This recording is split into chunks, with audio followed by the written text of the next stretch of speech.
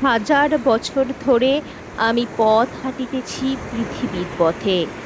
সিংহল সমুদ্র থেকে নিশীথের অন্ধকারে মালয় সাগরে অনেক ঘুরেছি আমি। বিম্বিসার অশোকের ধূসর জগতে সেখানে ছিলাম আমি।